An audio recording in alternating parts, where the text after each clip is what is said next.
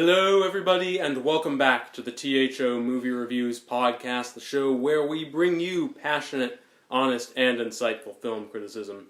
I'm your host, Bennett Campbell Ferguson.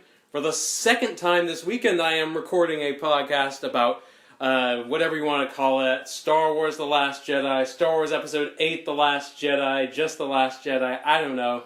I'm a diehard Star Wars fan, even I can't keep it straight. And here to help me go on this very, no pun intended, forceful reviewing mission is two of my wonderful colleagues, starting with Hanna McGrath-Perdue. Hanna, I have an inkling from your shirt what your favorite Star Wars movie is. Yes, I am wearing my Empire Strikes Back shirt, so I thought it was very fitting, and I wanted to represent the best Star Wars film. Sorry. Love this.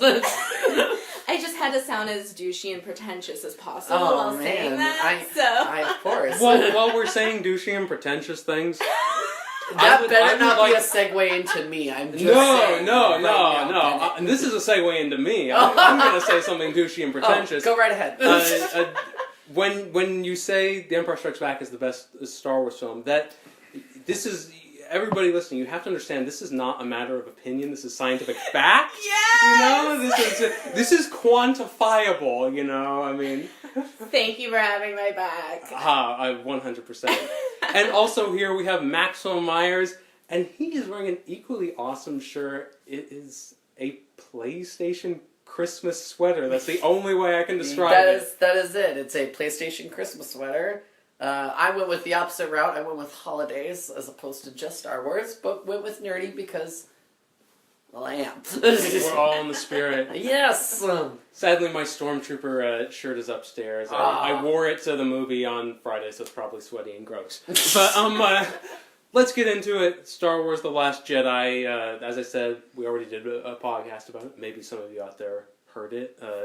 It was Mo and I had just seen the film, so it was a very raw, emotional reaction today. We've had some time to process. We can get into some of the nitty-gritty.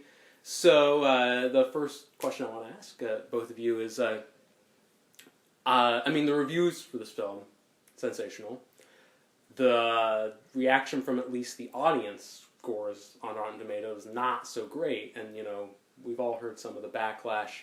And I think, some of it's overhyped to a certain degree because, CinemaScore, which of course, polls regular moviegoers, they gave it a really high score. But there's no doubt that this is a more divisive film than The Force Awakens. And so I guess I want to hear from both of you, first of all, what you thought of the movie overall and why you think that it's dividing people. Real quick question.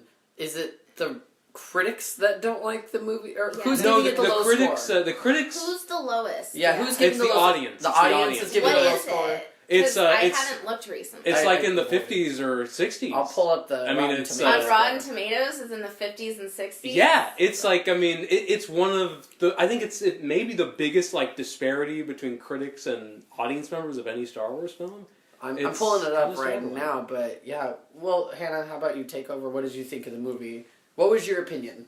Well, I'm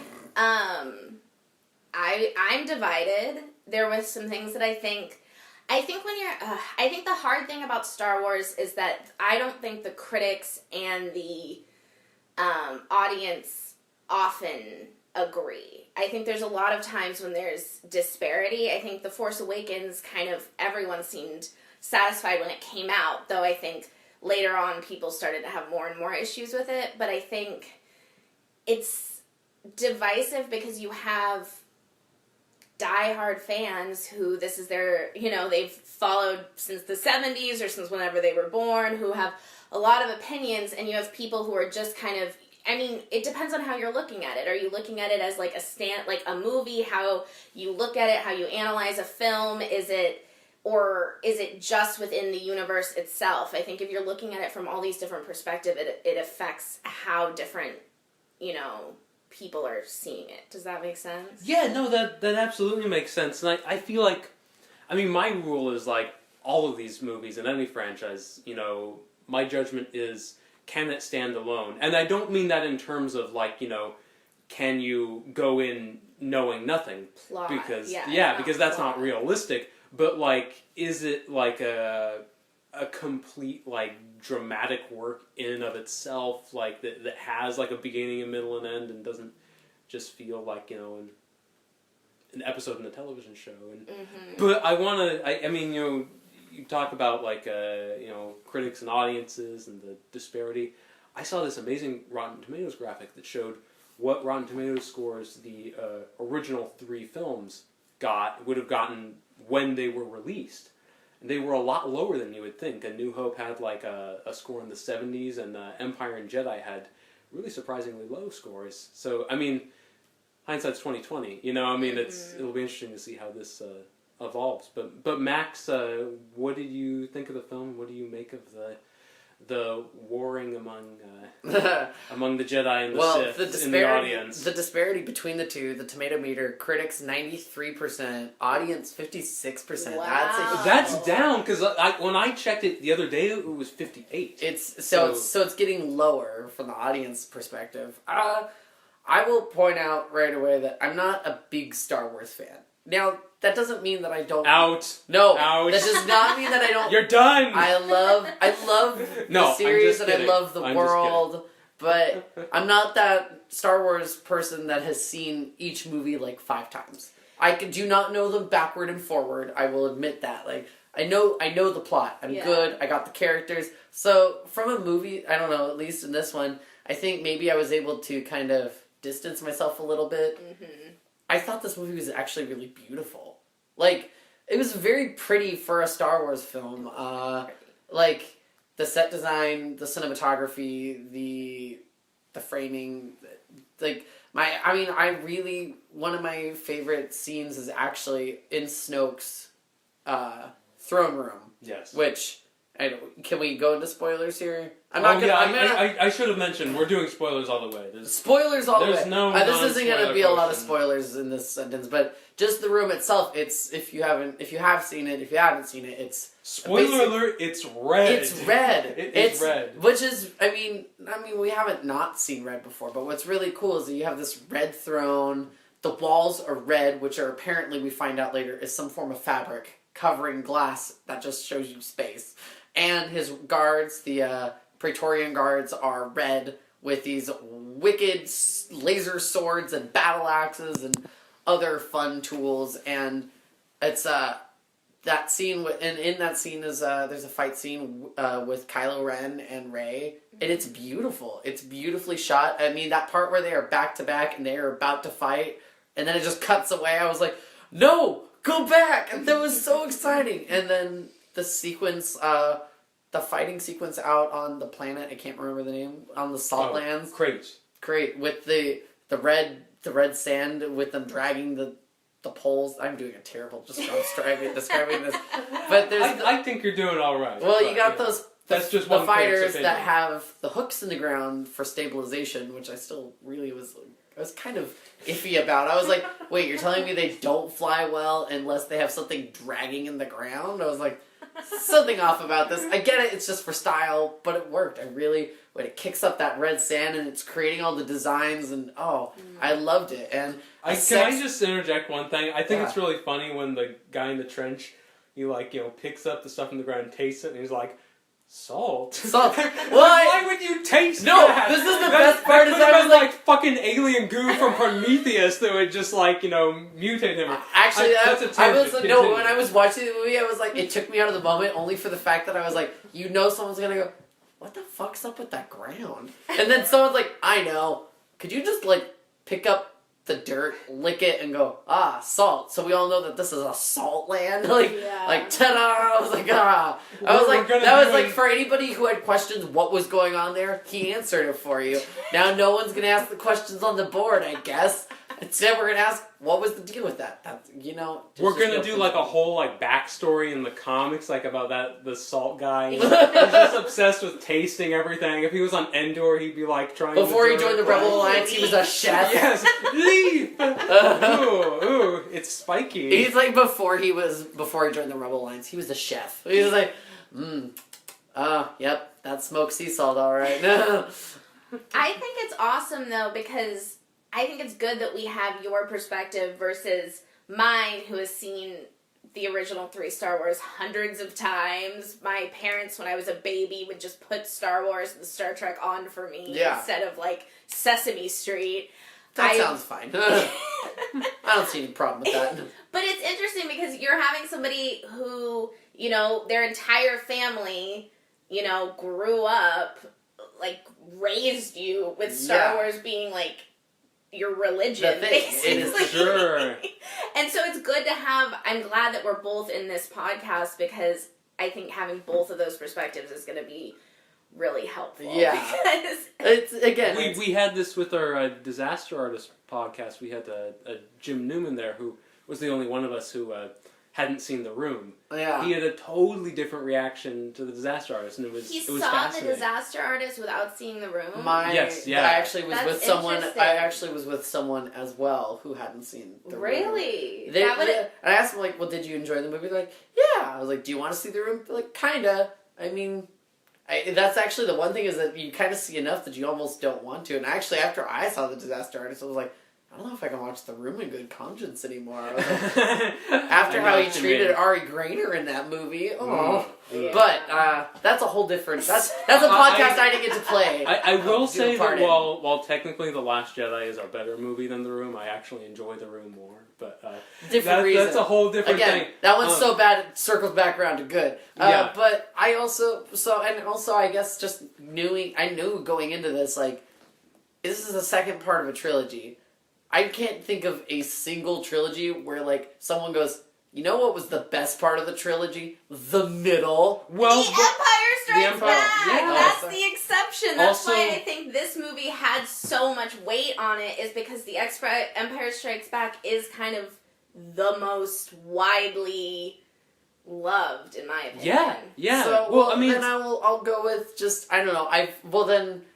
Guess what? Maybe Empire will always be the exception. Maybe that's just how it will be. But also, and there's nothing wrong with that. I mean, you know, the X2, Terminator 2, Spider-Man 2, I feel like... But Ben is like, wait. Mike down! Well, I will say, some of those are personal opinions. No, I mean, but you could say that about literally everything we're saying here. Well, I mean, yeah, so... I mean, also, Terminator's not really a trilogy in my Okay, I'll give you that, but I mean, that second X-Men movie way better than the first or the third, right? I mean, I had problems with all of them. They're all... Okay, but... We're not going to get into the X-Men debacle. You and I know what... Spider-Man 2 is way better than Spider-Man Tobey 1 Maguire? and 3. Yeah. Better than Spider-Man 3? Yeah. Yes, but is it better than Spider-Man 1? Yeah, absolutely. I don't know. Everyone's looking at me. We're not going to settle this now. I'm hoping for you to be like, I love William Dafoe, so He's that's awesome, yeah. kind of my deal. I'm always on the side of the villain, which is probably why I don't love The Last Jedi. So I would see William Dafoe any day over. Awesome. Though I do love Doc Ock. He's awesome. He is really cool. Max, your point is well taken.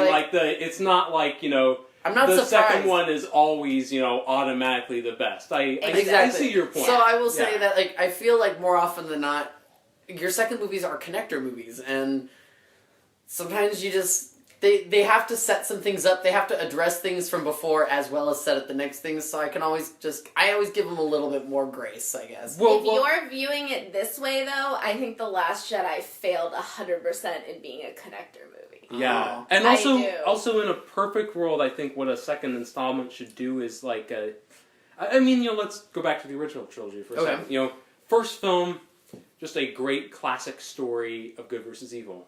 Empire is the movie that turns it all on its head, you know, where you have morally gray figures like Lando, or even, you know, Yoda to a certain degree, because he is one cranky son of a gun. And even Darth Vader being revealed to be Luke's father, like, that's the one that takes the assumptions and says, you know, hey, this isn't good versus evil. And so I feel like, you know, yes, a lot of part 2s fail, certainly we've seen that. But I feel like an ideal part 2 should bust open the assumptions we take for granted and initiate the hero into like a more complex moral world. You get the same thing with Harry Potter with the third one, being more emotionally fraught and whatnot. But, to get into The Last Jedi, to the divisiveness, I don't know if it's going to last. Empire was, a lot of people hated Empire when it first opened, and look at it now. A lot of people loved The Phantom Menace when it first opened.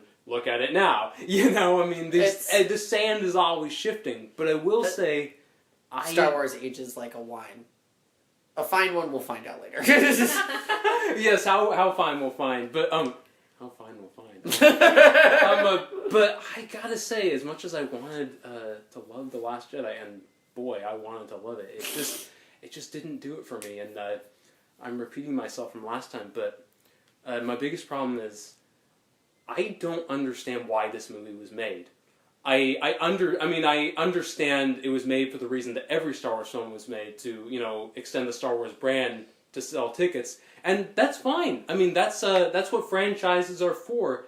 And, I'm not blaming the studio for that. But I think at some point you have to say, well, if this is going to work dramatically, there has to be another reason.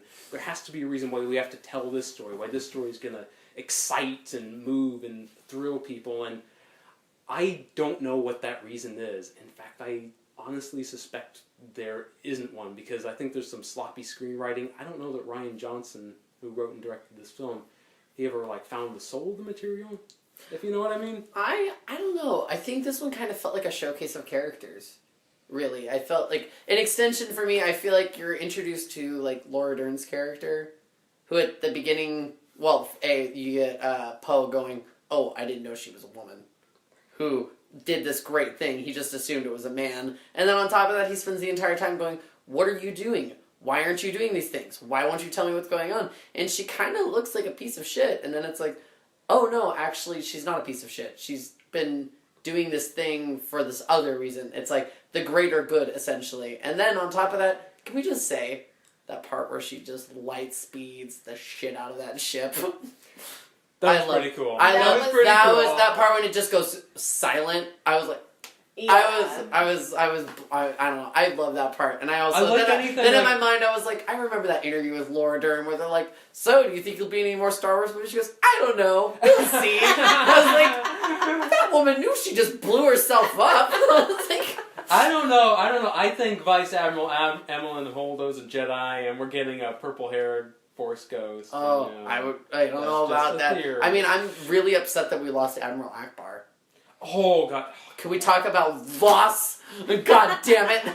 And he was dispatched so casually too. That it was so sad. But then we also got Kelly Marie Tran as Rose.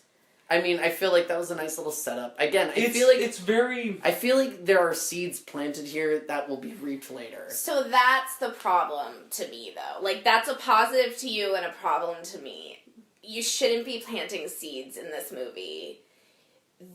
I felt like this movie really, really, really showed that there was not enough character development in the first one, because it fell. Yeah. These characters, by the time you're in The Empire Strikes Back, you already know Luke, you know Han, you know Leia, you know their dynamics and their emotions, and the characters they add are so important. Lando is so important. They don't add a million periphery characters, expect you to care about them, and then kill them. Yeah.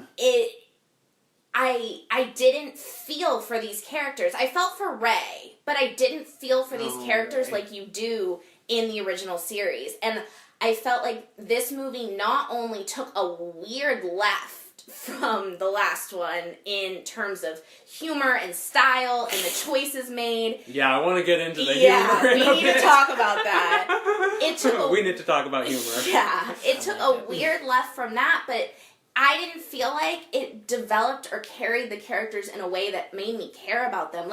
I'm going to say something, and I know that a lot of people will disagree with me, but I was kind of hoping Rose was dead. like, during that scene when she, like, saves Finn Oh, or whatever, yeah. I was like, you can just die, I don't care, because you've thrown this character into this movie. I'm all for badass women. I love Rey. I want more women in movies like this. She's, like, a maintenance person that's suddenly, like, flying all these ships, and, like, then all of a sudden we're dealing with this love plot where she, like, kisses Finn, and then Rey looks at Finn, and that it was just, we're adding these characters and trusting that the development alone in this one film will make me care enough about them. Because I just felt like this film really showed that in the Force Awakens was really built around Han Solo and Chewbacca. Yeah. And I think that the lack of development, like in Poe and Finn, and even Rey to an extent, I think she had the most development, but Poe and Finn, I mean, Poe's was so, like, all in one finite area, like, learning this lesson, and you literally, in this one movie, watch him, like, learn this lesson about, like... And I was like, I want to know these people like I knew the originals. I don't feel like I know these characters like I knew Han Solo at this point. Yeah. You know? I think you make such a great point, Hannah, about especially about the idea of, like, learning lessons. You know, and, like, I felt it was, like, so programmatic, like, Poe learns that sometimes you don't want to leap before you look, you know? Yeah. It felt kind of like, you know, it was so tidy. And I felt like, you know, like, yeah, they learned things in the original trilogy, but it was in kind of like a messy human way. Like Han, you know, is, you know, totally self-centered. Like, first he's gonna, you know, take his reward and get out of there. Then it's like, you know, like, oh, you know, I'm taking Leia back to the Rebels, but, you know, then I'm going to have to pay off Jabba the Hutt. And then, like, you know, he gets into the carbon freezing chamber and, you know, he has no choice. He says, you know, look, Chewie, you know, you have to take care of her. And it's like, he has learned something, but not in this tidy way of, now he will do better. He suffers. He pays for it, you know, and I think that's more moving and, you know, more messy. And it developed characters through their actions, not through just shoddy screenwriting, in my opinion. It was just like it wasn't even through that much action, because the action was so messy in a lot of ways. Like, especially, you know, Poe and Finn, like racing to this,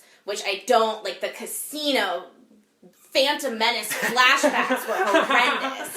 I was sitting here and I was like, this movie's 2.5 hours. I can tell you right now what you should cut, sweetie. Oh my god. I was saying to Max, they literally could cut that entire part and it would have no effect on the plot whatsoever. No. They could have cut Benicio del Toro and it would have no effect on the plot whatsoever. Actually, I liked Benicio del Toro's. I think he did a good job. I just don't think did. it was necessary. No, I thought he was... Actually, again, we were talking about gray areas. I think he was the representation. I love the part where he was like, oh, look, he sold all these things to the bad guys and the good guys. He goes, really? He goes, in this world, he goes, there's no light, there's no dark. He goes, it's just gray. He goes, why pick a side? And I liked him for that fact. I like that. I'd like to see some person in this universe who isn't, I'm good, I'm bad. He was just like, I don't give a fuck. I'm like, I know that doesn't sound interesting to you, but I was like, it was nice to see that character. I liked his character, but I didn't like what he, like, said or so. Like, to me, it kind of felt like too little too late. It's like there's 20 rebels left. Like, literally, we've watched the rebels be murdered. Yeah. There's, like, literally 20 left.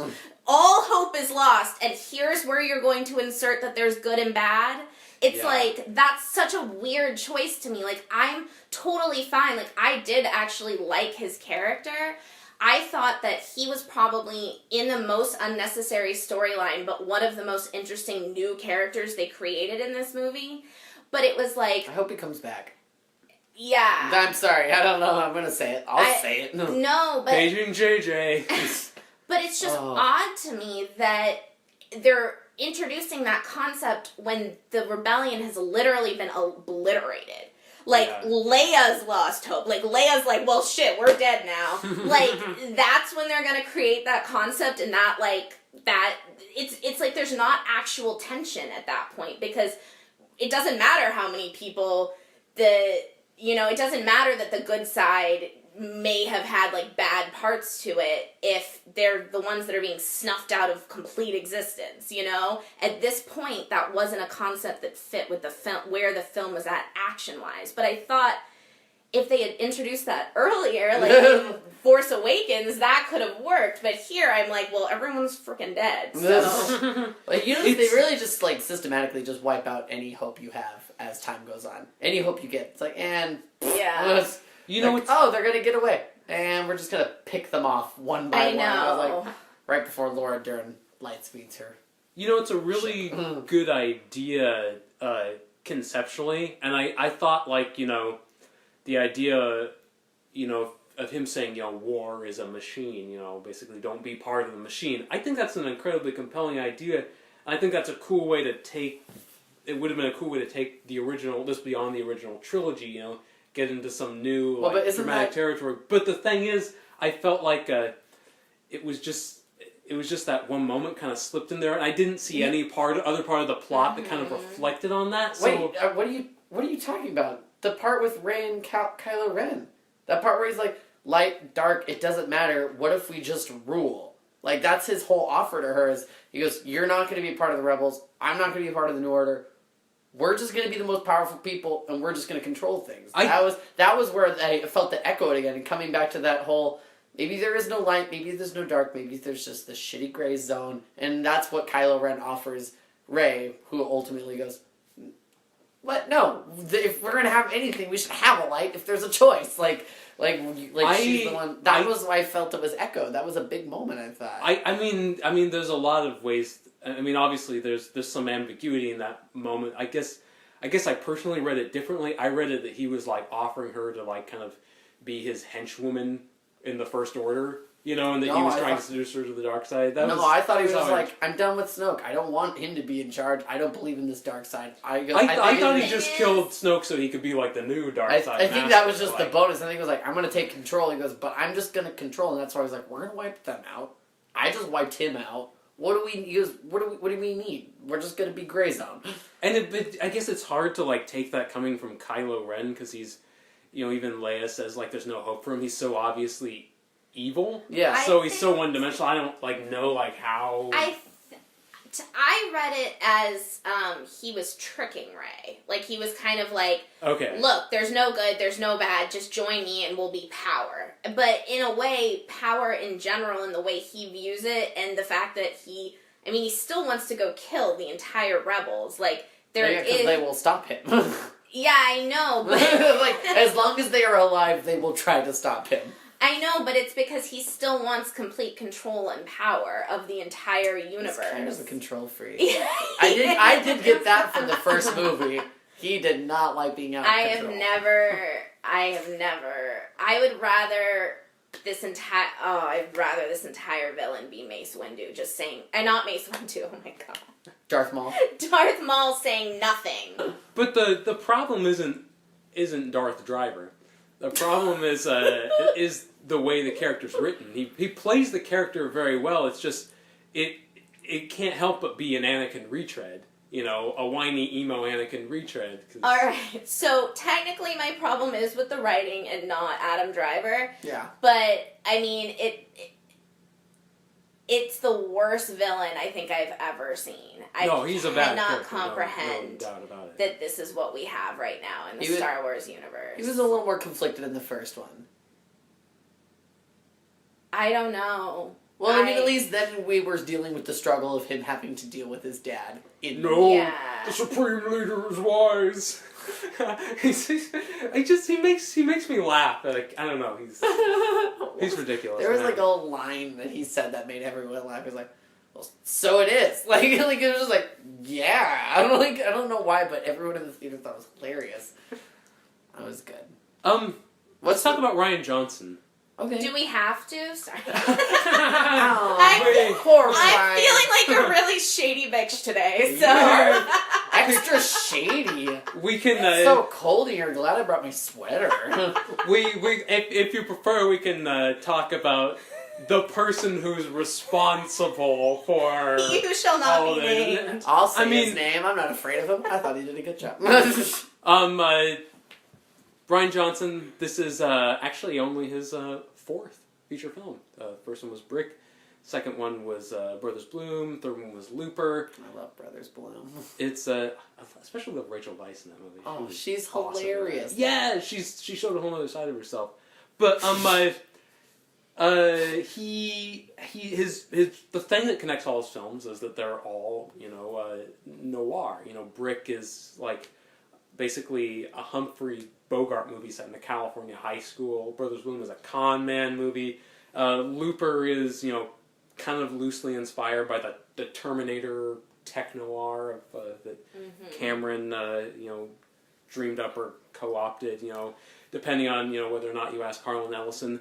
But I mean this is not noir. This is a Star Wars film. Is it a Star Wars film? It Well, is a that's. Star I mean, Wars well, we film. can get into that because that's. I mean, I guess I'm curious.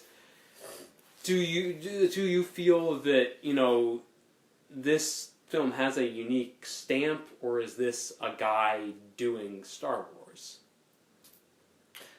I think. I mean, I can honestly say, just stylistically, it's different. It doesn't. Yeah. I mean, it doesn't. It's definitely not a George Lucas film, and it definitely wasn't a J.J. Abrams. I mean, say what you want about plot and everything else. Visually, this one has stood out in my mind more so than the last one already has. I mean, so there's at least that. I mean, I feel like J.J. Abrams played it really safe with the Yeah. Force Awakens. Like, I think he was like, avoid my lens flares, stick to the script of A New Hope. Don't make anyone too upset. Like, I don't think he took a lot of wide swings because the movie. He really could not afford to fail. Well, he did Star Trek, and now he was doing Star Wars, and everyone was. So I think maybe Rian Johnson just took a little bit wider swings. I think the Force Awakens, like in terms of the compositions and the colors, I think the colors in that movie are extraordinarily beautiful. But I think I agree with you and Max in terms of the Force Awakens had no new visual ideas. Yeah. The Last Jedi looks really good, and it actually has new ideas because that red room that's so beautiful. We've never seen anything quite like that in Star Wars before. I think that speaks. That's a great example. It's a red room. It's very simple, but at the same time so menacing. There's a lot of thought that was put into that scene, including the part where the red walls catch fire. And then it just starts to burn while the fight still happens. I thought that was really cool. And then we get that salt land with the weird dude licking the ground. Mm-hmm. And, I mean, even the ships themselves, I felt like he asked the question, if we're going to be in this space, it has to have a different look than when you're on this ship. Or as opposed to the high roller ship or the casino. I feel like he played with more locations and how different they look. I think it was problematic. I think that the things he did well were really good. That room, the salt planet, but it took it a step too far to me where it became fantasy, which, I mean, a lot of people would be like, science fiction, fantasy, whatever. But the purple hair, the casino section, it was there were certain things that I felt like, I was like, okay, now we're watching Bubblegum 2002 Star Wars. It's it walked a fine line between taking those risks and being really beautiful and being really imaginative and almost too pretty at times. There's some Matrix elements that didn't feel very Star Wars to me. Well, but then also the island with Luke. I forgot that location. Yeah. I feel like he just did. I think it was weird. It was he goes, we have this one group that's just stuck floating through space. How can we get more locations in here? And I feel like he pulled them in. Whether or not that worked is obviously mostly decided in this room. It sounds like, but I think he was definitely trying to make sure it didn't become too stale. Maybe he didn't do it right. Yeah, to me, it felt like Rian Johnson would have been a better choice for one of the standalone. Disney's going to do, milk everything they can out of this franchise. There's going to be a standalone Solo, a standalone Boba Fett, a standalone every single thing. There's going to be Jabba the Hutt, apparently. Oh my god. They're basically going to Marvel DC Universe Star Wars. We all know it's coming, unfortunately. My heart is breaking. But to me, it did not seem like I don't understand why he agreed to do this movie. It did not fit with the trilogy. I felt like he, actively mocked J.J. Abrams' choices in the first one, which I thought... I can see that, yeah. Yeah. I'm okay with him mocking that. Again, in hindsight. I'm not okay with it because... Okay, so Star Trek and Star Wars are my love, so I'm going to bring Star Trek into this, which I know will is make risky. some nerds angry. Yeah, I know. Nerds... I have a whole nother rant about how Star Trek and Star Wars actually deal with some of the exact same themes, but... Yeah. Sorry. But no, it's okay. But the thing with Star Trek is right now, I haven't seen Star Trek Discovery because I refuse to pay for another streaming service. Agreed. So when all the episodes are out, I'm going to do a free trial and then just binge watch it, is my plan. But I love Orville. And right now what Orville's doing is it's doing this incredible parody of Star Trek in a way that builds on Star Trek. To me, this felt like a Star Wars parody. I was hyper aware that this movie knew it was a Star Wars movie. It took me out of the story how much it was nod, nod, wink, wink, this is Star Wars. And I felt like Rian Johnson is doing more what Seth MacFarlane is doing to Star Trek than what any director has done within a Star Wars, cohesive trilogy. It doesn't seem like he had any care in, developing the characters or, really strengthening The Force Awakens. I think the biggest critique of The Force Awakens was how, it was just nostalgic and the same story, but they still developed all these really cool characters that I thought I was going to get to know more. And instead, I don't feel like I did, and I feel like Rian Johnson really should have just... either done a standalone or done a Spaceballs parody. I don't know, because it felt like a parody of a Star Wars movie to me. And there was a lot of aspects that were really cool and were really Star Wars, but even the parts that were really quote unquote Star Wars, it was hey guys, this is super Star Wars. Look how we're look what we're bringing back Yoda, everybody. Come on, guys. It was so weird to me. And I agreed with a lot of the things he went back on, like judging Kylo Ren for his mask and stuff. And everyone critiqued the mask in the first movie. Everyone was like, why is he wearing a mask? Darth Vader had a reason for wearing a mask. Why is he called him out on that, and that's funny, but it didn't feel like within the movie. It felt like the fans or the Rian Johnson himself was that was lame. Let's, make this a big deal and have Kylo Ren smash shit again. It was bizarre to me in a way where it felt like it was separate from the trilogy. I think I would have liked this better if it had been one of the standalone, because I don't see it within any sort of cohesive trilogy. How are they going to... Who's directing the next one? Yeah, JJ again. Which I don't know why he didn't just stick with it. Yeah, no, I'm not okay with that only for the fact that I'm that is going to create... I mean, you couldn't... I mean, this is the thing. I'm not going to bash Rian Johnson for taking his own unique approach on it because I liked it, But I will say this.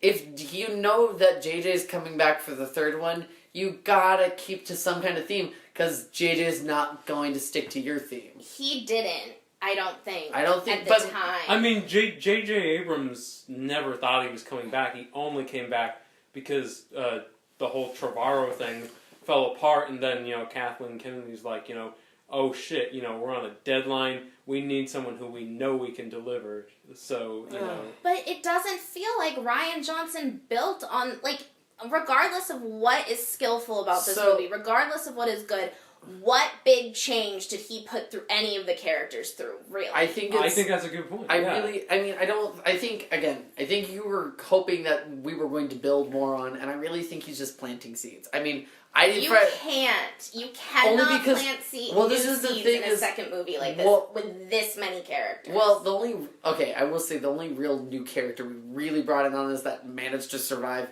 is Rose. Well, I have a big problem with Rose. I know. Well, but that brings me to my point. I mean, But weighing in on this character issue, I mean,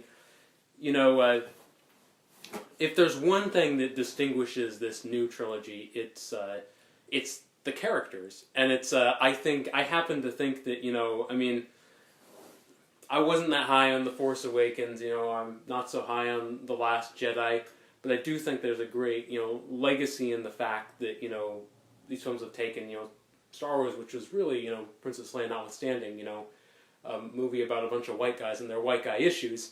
And now, we have Finn, we have Rey, we have Poe, now we have Rose. That shakes things up. But the problem is, I just don't think, the way those characters are developed and the story itself is worthy of them, if you know what I mean. You look at, Finn's journey, it's okay, he starts out, being kind of a coward and he's going to leave, and then it's he just kind of goes off on an adventure and he sort of randomly kills Phasma and we sort of forget about it. It should have been is Phasma dead?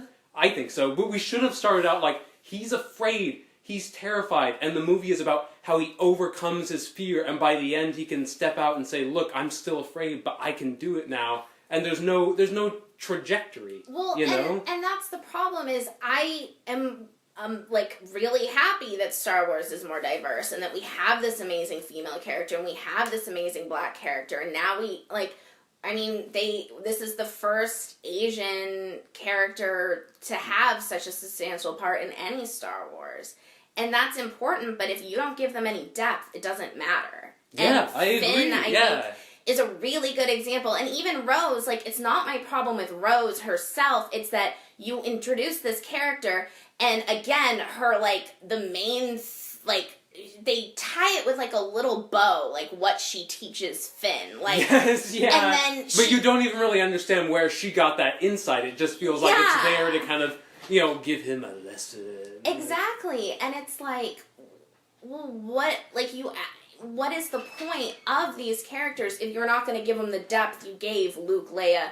Lando. I think Lando Calrissian was more complex than the main characters. Had a more complex story, and you knew his intentions, and you saw his journey more than any of the main new characters besides maybe Rey. I think Lando might even have more depth than Rey. I kind of agree. Rey just spent this entire time chilling on this island, arguing with Luke. We didn't even get to see her train, really. So, except for one scene. This is the thing that I have heard, is that the first movie was really for Han Solo. Yes. They said that this movie was for Luke, who is now dead, apparently. And then the third one was really supposed to be Carrie Fisher's, Leia's, piece of the puzzle. So I think, I was wondering, once Luke just kind of died, which also, by the way, Leia gets blasted out to space. Forces, that one, I was like, how are you alive? How come everyone else is dead, but you somehow lived through that one? You, pull yourself back onto there. Luke, astral projects himself to another planet, and that kills him? How? I was under the impression that Leia... for me, I'm tired! I know, he's I'm too old for this. But I was like, okay... that was hard on my back, all that astral projection. I know, I was Leia's they're well, Leia has some force power. We've always kind of had that also, I have a whole nother rant about why it is so messed up that she isn't a Jedi by now. Yeah. Oh my god. That pisses me off. Yeah. But she's too busy being a princess, okay? and a general. And a general, yeah. Busy things. But I mean, I was okay, if she just got blasted out into space, she's frozen, and she somehow manages to bring herself back inside. It was Luke astral projects and dies. And I was but now we don't have Luke, we don't have Han. We don't have Leia. And technically I don't have Carrie Fisher. I know. Yeah. Technically speaking. I was by the sense that she's gone from the Earth. So my question is that now, I'm trying to figure out, I feel there are seeds sown, but all it has done is just go we're going to have some questions. Are we going to get all the questions answered? That's the problem, is you can't introduce all of this. It was whoever was in charge of Iron Man 2 was in charge of this script. Yeah. Oh, God. How are we going to resolve all of this in a meaningful way? Because at this point, I don't feel for these characters like I did. I know, because that's the issue. I'm not even sure there is anything meaningful to resolve. Yeah, Rey, I mean, it's a trilogy. Like, it will end after this. I don't think that, like, Daisy Ridley is not going to just continue until, you know, J.J. Abrams, whoever wants to, you know, figure this out and resolve this in a way that makes sense, just decides to stop making movies. Like, this is that the was end. my question. It was like, once we end this No, trilogy, this like, is- where do we go? It's all the individual ones. Like, and the... like after. So wait, we're Well, gonna so have. there's Ryan Johnson is doing a trilogy after this. For real, yeah. It's gonna Oh, be. no. Oh, Hannah's not happy. Take it back, Ben. I'm sorry. I wish it wasn't true either. You literally just, like, kicked a puppy in front of me. Like, and that's, like, the incorrect use of literally, but it applies. I feel terrible, and I hate to be the bearer of bad news, and it hurts me too. It's not Daisy Ridley, like... No, it's gonna be a trilogy, like, set, like, a non-Skywalker it's trilogy, separate. like... Oh. Yeah. Okay, it's not a continuation of... No. Okay. Like, It's I don't not even like- know what period it'll be set in, you know, I mean... Okay. It's not like 10, 11, 12. Oh, no. Okay, I think what I was saying. I think they'll Oh. do that eventually, but I think they're gonna Hopefully take a wait break, 20 you know. years. Yeah. Yeah. They're gonna wait till like Daisy Ridley's 60 and she comes back like, you know, Harrison Ford in the Force Awakens. Apparently comes back all bitter and angry and a hermit on an island somewhere. I'd be okay with that. A curmudgeon Daisy Ridley. Also, like, the perfect example of, like, how my life feels is that part where she slices the rock in half and it just rolls down and knocks that cart out of the caretakers. And they just stare and they're just like, the fuck? like, seriously? I was like, that's how my life's going right now. Like, that's how I feel. I'm just like, No! I'm just going along and okay, alright, who did that? Who sliced a rock in half? Oh my gosh. So I think that segues into Ben's humor question. Oh, yeah. God. You did you use a Jedi mind trick? It was. I mean, it would have been a Jedi mind trick if you just picked up the hint, but Well, so I had to segue us. It's okay. I got a specific question about the humor. Okay. I mean, we all know that the two Guardians of the Galaxy movies, they're kind of disciples of Star Wars. I mean, they're their own thing, but, you know, they derive inspiration from the original trilogy. I mean, is there any movie that takes place in space that doesn't make you at least go Star Wars? At least even a little like minutia. That's absolutely true. That's Star Wars legacy. True. Like even Star Trek, a show that came before Star Wars. Like people are like, I know. I feel Star. They're like, I still feel Star Wars even in this Star Trek. Yeah. Which, Wrath of Khan is basically a Star Wars movie. Fans would be like mean commenting on this. Star Trek fans would be like, "Who is this Max fella?" Obviously, if you listen to any of the podcasts, someone that just says whatever comes to his brain, regardless of the consequences. This is perfect. Hey, you know Star Trek. You did our. I do. You did the Wrath of Khan and Into Darkness for our retrospective. Oh yeah, I'm very well, I might add. Thank but you. But my question about the humor is, I mean, you know, Guardians of the Galaxy, you know, inspired to a certain degree by the original Star Wars trilogy, but the thing about Guardians of the Galaxy is, and actually most of the Marvel Cinematic Universe films, they tend to like undercut dramatic moments with humor pretty constantly. Like you know, like in Thor Ragnarok, like if Thor says something important, he has to get bonked on the head to kind of, you know, diminish the tension. Yeah, even it out.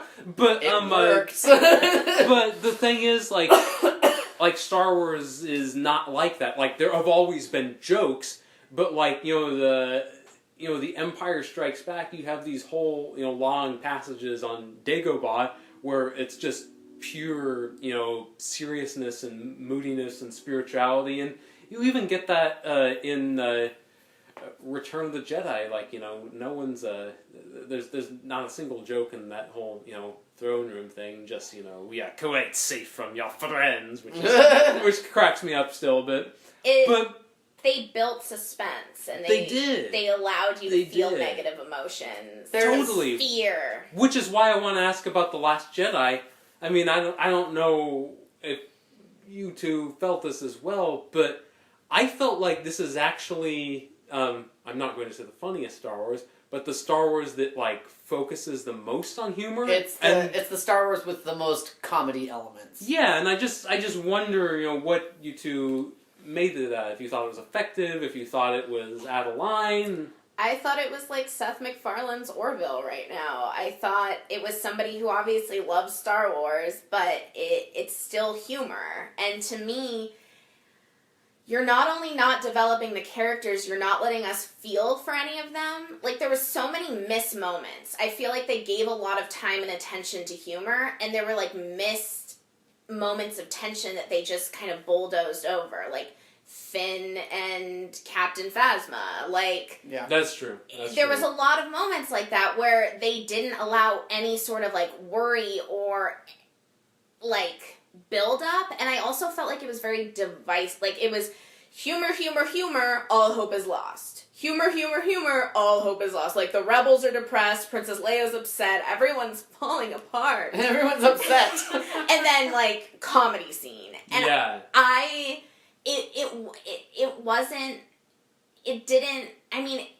It could have just been, I don't know, it didn't work for me. There were a lot of parts that I did think were funny. There were a lot of parts, like, I did appreciate, but it also, at moments, took me out of. Like, it was very, like, self-aware, like I said earlier, like, this is a Star Wars film, like, and humor really perpetuated that. Like, when Luke, like, brushes off his thing, like, the whole theater laughed. I get it, it's super funny. But it was also like, hey, I'm a Jedi, guys. Like, nothing's gonna happen. And sadly, it took me way too long to figure out that he was not actually there. I didn't figure it out either. It caught me by surprise. When did you figure it out? When he stabbed him, or earlier? When he stabbed him, yeah. Yeah, so that's when it took me to figure it out. But they gave us a million hints, like the fact that they exploded him. They showed Kylo Ren's feet brushing on the salt, and then they showed Luke's, and none of the salt moved or anything. That's brilliant. Yeah, like, no. There's a lot of things I did not catch there. Yeah, like, I didn't. Oh my gosh. I missed that. Yeah. So again, coming back Also- to when Ryan Johnson does something right, he does it really right. Yeah, no. Also, the hair, like, I don't see None of Luke it. stopping He wasn't- off for a haircut, like, Well, on no, the way to also- the bathroom. I know! I mean, they just blasted all the shit on him, and he had nothing on him after Well, I that. was like, he's just a really powerful Jedi. Yeah. I thought it was like a force shield, I you know? did- I thought he was just deflecting it all, which, Wow. I mean... I love that. Wow, I just put my blind faith in that man, that he's just that good. Yeah, that good that he died a few minutes later on a different planet. He just, like, naps and doesn't wake up. How did you... So, I'm gonna guess you guys probably did not care for the Porgs. No, You're not a part of Porg Nation? No. Because neither am I. At That's what they're calling first, themselves. at first, I was like, oh, these, I mean, whatever. Like, at least they're not a big deal. But when they started trying to insert them into the action, like when they were just puffins on Luke's island, I was like, cool. When they started, like, trying to have them play off of Chewbacca, I was just like, just shoot him. It's like, I don't care how cute they are. Blast them in his face. Just get him out of there. And that was the other thing. I'm jumping around, but, like, Chewbacca and C-3PO, they're there because they're in the original, but they didn't have anyone playing off of anybody at any point. Like, I don't know. I really like that part where she goes, if I don't come back, tell Finn. that was funny. But that was a really good use of humor that I thought fit with the film. Yeah. Like, her understanding Chewbacca and none of us really know what he's saying. That was perfect. I really like. I know that you probably hated this part. Reach out. And then the part with the grass on her hand, I thought that part was hilarious. Like, call me Joe Schmo if you want. Oh. I mean, it's that part where he's like, I feel something. Oh, do you feel it? He's like, God damn it. No, not like that. That was very Yoda. Like, I did like that. Oh, okay. I'm of two minds on that. On the one hand, it was funny. On the other hand, I just don't think like Luke would like hit somebody's hand with like a stick or whatever. I thought like Yoda hit him with a stick. No, Yoda poked him. Yoda poked him. You know, that's not like going like that's. I thought that was kind of like it was a piece. It was a piece of grass. I thought it was, but it was really sharp. It was like it sounded kind of like a whip cracking on her hand. I thought it was funny. What I did, my problem wasn't that it was mean of Luke.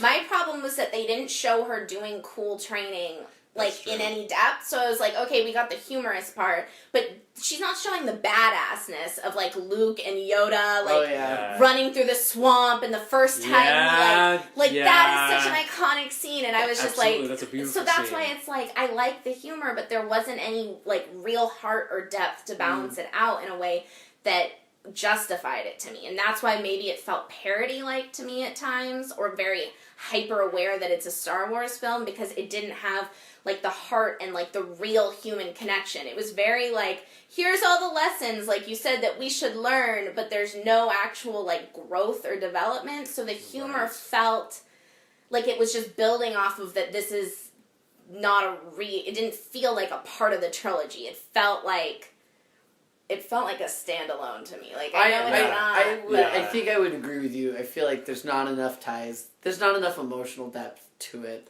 Yeah. I think I'm more focused. I'm excited with a lot of the things that he brought to the table, even though they might not have worked. Maybe that's why. Thankfully I might be the most positive person in this room about the Star Wars movie. I think that's important. But even like everyone goes, we can how was say multitudes. But when anybody asks me about it, I go, it's pretty good. Like, I know that it has some problems, but I think maybe I just appreciate the stylistic choices and the risk of it. I think one of the most, funnily enough, we're going to bring up Harry Potter 3 again. One of the most important parts, Alfonso Cuarón told him, he goes, if you guys were students, how would you dress? And they're like, he's like, you're all like so prim and proper all the time. He goes, but you guys are teenagers. He goes, and play with that a little bit. And so he had some of them maybe wear their ties a little bit looser, because that's what boys would do. Like, and like he goes, yeah, you're wizards, you're at Hogwarts, but you know, you're still teenage boys. How would you react in this type of situation? And that's where the humor felt like it was good with me. As I'm like, don't get me wrong, a lot of serious things are happening in the galaxy in these movies, but I was like, you know, human nature dictates some levity here and some humor, and but what I took issue with was with the porgs. Actually, I was like, I get it, they're cute, they're fun, but I was just like, they did feel just like, here's humor. Those were the humor issues I had. The problem, like, that's why I was like, but I was like, weirdly enough, there were some things that I laughed at in the theater. I was like laughing alone, and I was like, seriously? Yeah. Like, especially that part where the rock rolled down and took the card out. It was like me and we all laughed. I was like, like, really? Okay, maybe this hasn't happened to you guys. I was like, but that one actually felt like it worked within the moment, and so therefore I appreciate it. And that's the other thing, though, is like Rian Johnson, even just doing the choice of having the porgs feels like he doesn't get Star Wars to me. But like, how much of it could you also maybe say was Disney? Because, come on, let's face it. Those porgs are a cash grab. And Johnson claims he came up with it all on his own. I don't know that I believe that that story. The porgs? Who would claim the porgs? I know. God. I would have been like, oh no, it wasn't my idea. I don't know, somebody just showed up. I mean, the porgs are cute. Yeah, those porgs. I was like, the porgs were cute, and I was like, and a baby porg was cute too, but I wasn't. That's called a porglet. A porglet? Oh my god, are you serious? That's adorable. I'm serious. I mean, I'm not. Serious. Like, that was funny to me. Oh my gosh. It felt like it felt like it was like you didn't learn anything from the Phantom Menace, you didn't learn anything from Jar Jar. There's a history dictating what will be successful and liked and what will fit within a Star Wars movie. Those did not. And at the beginning, I really gave them the benefit of the doubt. I was like, they're cute, they're fine, but when they started trying to interact with characters and the plot, I was like, no. When it's suction cup to a window. Oh my gosh. And they looked cheesy. Like, I was They looked really weirdly tacky. Yeah, it was like almost unrealistic? Yeah. It was like they based it off a puffin and a guinea pig. And in quick shots, it's fine, but the longer you stare at it, the less sense it actually makes. I'll say this for them, though. They did not look nearly as bad as Yoda. Oof, I mean. Thank you. Didn't Yoda look just awful? Like, I don't know if that was CGI or a new puppet, but it was like CGI puppet. He looked worse than in the prequels. How much of a budget do you guys need, though? Like, really, you guys are given so much. You're doing Star Wars in the Disney universe. J.J. Abrams, though people critiqued it, he set you up well. So much, right? He set you up well. He gave great characters. You can't make Yoda look legitimate. Like, they made Yoda look more badass in 1978. 80. 80. Yeah, no, he looked way better. Yeah, It's yeah. like, really? Yeah. The poor Yoda looked terrible. I was think just more really- concerned. I was like, that does not sound like Yoda. I'm like, how many Yeah. Yoda voice actors have to die before we just go, maybe Yoda just doesn't talk anymore? That was still Frank Oz, actually. Was it still It Frank was Oz? still Frank Oz, yeah. But, I mean, in terms of, like... Didn't Frank Oz die? No, he's still alive. He's still alive. What? Oh my god, my day just got so much better. Somebody just Ryan killed Johnson my is Oz. making another trilogy, but Frank Oz is alive. You know, there really is balance in the universe. But I'm okay with Ryan Johnson, well, if it's outside this universe. But I want to speak to this. I want to speak to this idea of like kind of, you know, they have all these resources. Like, you know, why can't they get certain things right? I mean, I guess, you know, I have to keep coming back to the writing. Because I feel like there were problems on the page that should have been fixed from day one. Mm. Like, for instance, like this whole thing, like I like the idea of the Resistance being chased by the First Order for almost the whole movie. I thought that was cool because it reminded me of, you know, kind of like Han and Leia and the Falcon and Empire, but, you know, a different riff that, you know, does the whole thing a little, gives it its own flavor. Mm-hmm. But, you know, this whole thing of like, you know, like, oh, you know, there's a hyperspace tracker and Finn and Rose have to go to a planet so they can get the code breaker to break the code to destroy the tracker, but then they don't actually destroy the tracker and they randomly get rescued, so... It was are all they for in no the movie? reason Yeah, it's just... anyway. And then, like, you know, we go to Canto Bight and it's like, you know, oh, look, those creatures are mistreated. It's like, you know... Just like adding one line about that doesn't automatically give you depth. What you the- know? Yes, It's just, exactly. it was kind of like, look, you know, we're deep. Star Wars does animal cruelty, you know, but it's like, no, if you're gonna do animal cruelty, you need to do animal cruelty, you know? So wait. You need to actually delve in and not just make it a throwaway thing to show that, look, All we're of relevant. it was throwaway, though. So That's- much of it was like, I agree. here, I'm going to throw away this, like, this is a socially, like, current line that affects our current world. I'm going to throw that in. And the brilliance that Star Wars did is it had these incredible concepts. Like, it is, like, there are connections to, like, religion. There are connections to all of these really complex ideas of good and evil and right and wrong and how, like, Luke has evil, like, Luke's father is Darth Vader. Like, Yes. there's good and bad in him, and he has to find a way to, like, choose the good, you know? He almost kills his own father. I know, and there's all these incredibly, like, complex ideas, and, like, but, like, what? Like, it was just, there was none of that here, and it took away from so much of it. Like, it was just like, here, animal cruelty, that's bad. Yeah. Like, child labor, like, that's Actually- bad. Now that we're talking about that, this is actually kind of dawning on me right now. So Ryan Johnson is in charge of a trilogy that's going to take place sometime. It just, In we don't some know what place- time, like, some different Did you part of guys the galaxy. notice that one kid with the Force? Yeah, at the end. And I was like sitting there going, what the fuck was up with that? Like, I first, but now that hated that scene. No, That but just, see, this is the thing that is, made oh, me no, so I'm mad. watching this. It's now becoming clear Ryan Johnson has set up that character for his movie later. Do you think so? Oh, Maybe. no, that's gotta be. But Maybe Otherwise, that's a possibility. otherwise, we have one ultimate throwaway, which is okay. We have these kids that have been you know, being beaten and have to take care of animals that are being whipped as well. But also, he has the. I'm sorry, that was just like way too like. Whoop, got the broom, whatever, and now it looks But- like a sword in his hand. I was like, Yeah. it's foreshadowing The- for something. Yeah, it is, but the film is called The Last Jedi. Yes. Okay? So the whole thing is Luke saying, I'm not the last Jedi, in saying, like, pointing out that Rey is. So obviously Except he didn't she's train not. her at all, so she has no I know. Jedi knowledge. I know, It's like, she's just what? supposed to rebuild the Rebel Alliance. Actually, just that was by my question. herself. Was like, I took that as, I'm not the last Jedi. She's not the last Jedi. He goes, I wanted the Jedi to die, but it's never going to die. Like, he had obviously had no training in her. He only had Kylo Ren. Then he slaughtered all of his other pupils, so really all he thought was him and Kylo. He goes, well, once we both die, that's it. And then So here's some person who was the- given up as garbage, and she has this wicked power, is like the idea that you'll never kill the Force, you'll never kill the Jedis, because the Force will always be there. So not only is there not a reveal of who the Last Jedi is, because there is no Last Jedi, there's not even a reveal of who her parents are. There's not even a reveal, like, there's nothing, like, there was no big twist or anything.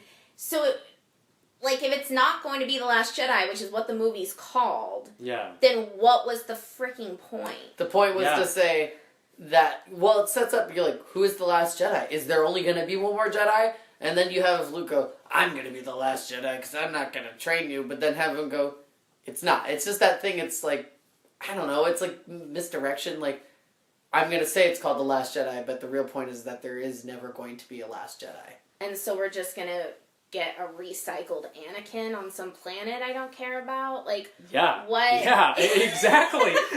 Like, That's what will happen. I mean, that is what it's saying, but, like, so what? Like, cool. Like, cool story, bro. Like, not to you, to Ryan Johnson. Like, cool story, bro. Glad I got to see them race these creatures. And the silver foxes, the sparkly... Well, that was my question there. I was looking and I was like, the silver foxes, I was like, I didn't actually have an issue with it. I didn't know Anderson Cooper was in this movie. No, so I was watching it and I was like, oh, those are cool. I was like, that's a fun animal. Again, I can only take, like, animals in Star Wars so serious. Like, I mean, come on. Did you see Luke milk? Oh my god! Find out where blue milk comes from? Was so weird! Was that blue milk or green milk? Because it was weird. I'm like, so at a certain point, you know, you just don't question the porgs. Apparently, other than they cook a lot like chicken. And so I was like... But I was so like, I know, I was like, dead them looks just like a rotisserie chicken. But with puffin feet. I was like, who keeps the feet on? Oh my god. Okay, so, the whole blue milk thing, like, I mean, it just, it was really distracting. I mean, I know that was like some kind of creature, but it looked like he was squeezing its breast. He was milking the creature. It really bothered me. And the whole Luke thing, I mean, we haven't even talked about Kylo Ren and Rey, which is amazing. Like, that we've talked an hour and haven't really examined that whole dynamic. Whole thing. But I thought Luke was alone on this planet and, like, roughing it. But really, he has, like, a group of, like, maids that, like, no, they're only in charge of taking care of the houses. Where he lives, they're cleaning his freaking house. Like, I was like, you're not roughing it. Cleaning what? He has a hut. There's nothing to clean. They just came in. They were cleaning. No, they technically were doing masonry work, and I don't know, and I don't really know what they were doing with that wheelbarrow before Rey just blew that. Hanging out with a space cow that apparently he can drink from. And yeah, I know. He just went up and milked that thing. She did not care. It is funny that at the end of The Force Awakens you saw like no one on the island. All of a sudden, it's like there's the aliens. There's all these animal things. There's these fish, a deep pit with a mirror, which is not the But anyways, my point with the silver foxes I did have was I was like, oh, they're like ice foxes, and then the guy looks at the ground and goes, it's sand or it's salt, and I go, are they salt foxes? I know. I was like, wait, why are they shiny now? Like before, I thought it was snow and ice, and now you're telling me it's salt. I'm confused. What is wrong with those animals? I thought it was like a Hoth situation again. Yeah. Then the crystal fox thing would make more sense. Yeah, it was like, so they're just like these ice foxes. Are they salty foxes? Oh my gosh. I'm pretty salty. Oh, yeah. Sit next to a salty fox right now. Yeesh. I have another question I want to ask all of you. Oh boy. Yes. Oh boy is right, because this one's going deep. And actually, this isn't the one I was going to do, so I'm winging it here. Oh my. I mean, I keep thinking about, like, what would make me like this trilogy better, and the thing I keep thinking is, I would like it better if it didn't have any of the original cast. And I'll tell you why. It's not for the reason you'd think. I like them. Harrison Ford, I thought he was so moving in The Force Awakens. He was so grumpy. He was, in a beautiful way. And I think Mark Hamill and Carrie Fisher have been excellent as well. But I keep thinking about how, for me, like, having them there creates all these, like, kind of, like, irritating episodic things that I feel like kind of spit on the beautiful ending of Return of the Jedi. Like, oh, after the celebration, Han and Leia started having marriage problems. Oh, Luke, he was happy, but then he trained their son, and it all fell apart, and then he got grumpy, Fell apart is quite an understatement. Yeah. I almost murdered their son, decided not to, only to have him murder and burn down everything. So for me, like, we went through hell and back with these characters in the original trilogy, and that beautiful, Ewok dance party at the end was our reward, and I liked it that way. And, so I wish it had just been a clean slate, instead of 1,000 years in the future, just have Finn, Rey, and Poe leading the charge, that way you don't have to mess around with the other stuff. But here's the thing,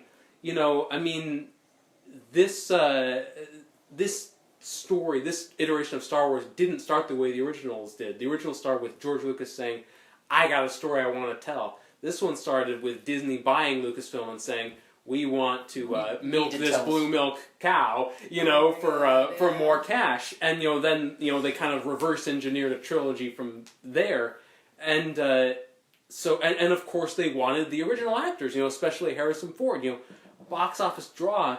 So I just feel like the storytelling imperative and the corporate imperative are really clashing up against each other. And if anything, this movie, The Last Jedi, I think shows that, because, we haven't, fully gotten into it, but there are a lot of things about Luke that bother me in this film, and, and it's like, but if you would just had a clean slate, it would have been fine. So I guess I wonder, like, what do the two of you feel about, the issue of how, these films are, kind of trying to reckon with art and commerce, because it's, it's really a thing that any film has to, reckon with, unless it's an Alejandro Jodorowsky movie, but that's another story.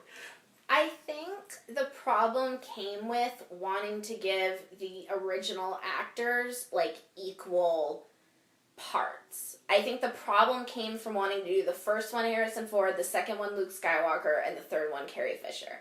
I would have been able to live with the first Force Awakens being the way it was. I would have liked an original story, but I would have been fine bringing back all the original characters for the first one and having none of them in the second one, in The Last Jedi.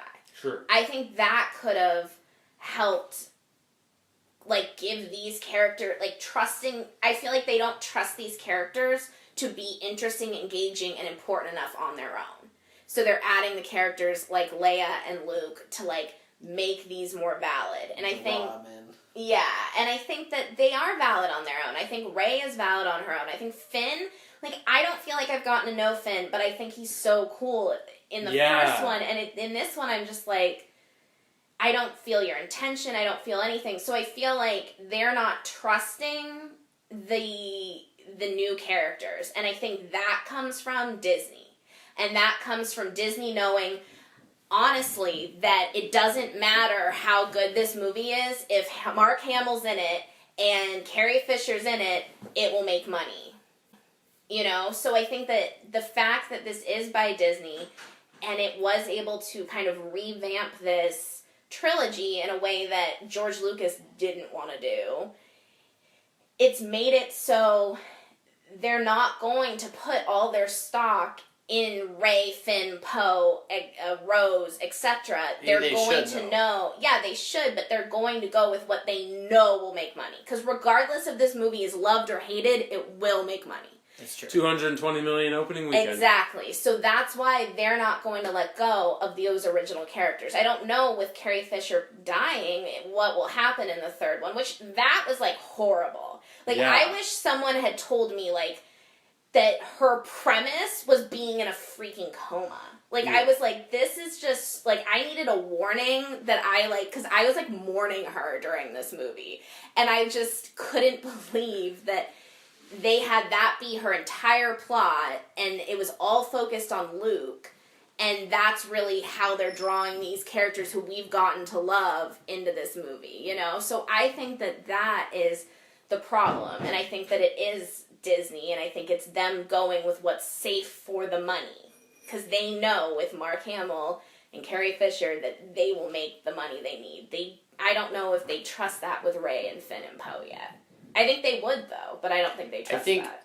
I think they should. Yeah. I don't know if they ever will. Mm. Maybe I think they will with whatever this next trilogy is, because I guess they kind of have no choice with that. I mean, yeah, I was like, you now have two dead fictional characters and one dead real life human, like, so you really can't do that, and they've already said they won't digitally put Carrie Fisher, which would be horrible. Oh, yeah. It is Thank so God. good they're not. She was.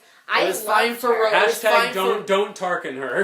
It was fine for Rogue One. It was not like the digitally younger Carrie Fisher. I don't know if I would say it was fine. Fine. Carrie Fisher. Oh, Carrie Fine, Fisher. like, Okay. respectfully. Okay. Like, no one cared about the guy in Rogue One that they brought back. I'm sorry. I thought you were talking about Tarkin. Carrie, like digital Carrie Fisher. The digital Carrie Fisher was fine in the moment, like. Oh yeah. For like one shot, that was fine. I didn't even know Tarkin was digitally done for that. I'm not aware of which Star Wars actors who aren't the main three that are alive and dead. Yeah. I know Ben is dead. Ben Kenobi. Alec Guinness. Okay. Alec Guinness. Yeah. I was not really Bennett concerned. Yeah. Ben is dead! I was like, what's happening? Do you know something I don't? Sorry. Is this some Sixth Sense shit? No, here? don't worry. It's just a That's So Raven moment. We're fine. Anyways, so, but I do think that part of it is Disney not trusting these three. They should. I think that was a really bold move. One that you should have just put some money into. Like, just give them that. But I really think Ben brings up a good point, which is that we didn't have a trilogy in place. I don't think George Lucas really wanted to continue that story, or else he would have. Yeah. I don't think it was ever I think he had ideas, and I think he probably toyed with certain things, but never in a capacity that made him go, let's make a movie of this. Which, I don't know if that's just him being smart, but then yeah, you do get Disney who goes, we're going to buy Star Wars, and yeah, we need some movies done. I think it does come from, well, now we have them, we got to do something with them, and so it's like, well, let's just do it. So as opposed to just kind of letting something come to be. Yeah. And I really feel that is in that instance, and I don't think Rian Johnson should claim the Porgs. I think he should say, I had this idea for the Porgs, and I think Disney was like, yeah, do more of those. Write a whole scene where Chewie becomes friends with a Porg.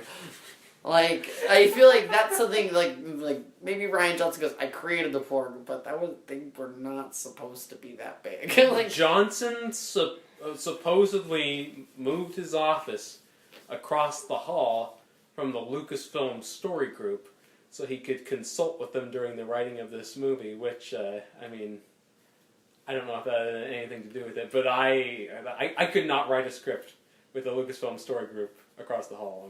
So I don't know where they stand on Porg Nation, but I have no idea. But so I think the problems that do exist come from we need to create something as Ben and I have talked before. Maybe something doesn't need to be created unless it's actually good. Like, just let it happen. But that's not what they can do. You can't just sit on a property like Star Wars and just wait till someone has a really good idea. I think there needed to be a cohesiveness. Like, there needed to be one writer, which I know isn't popular.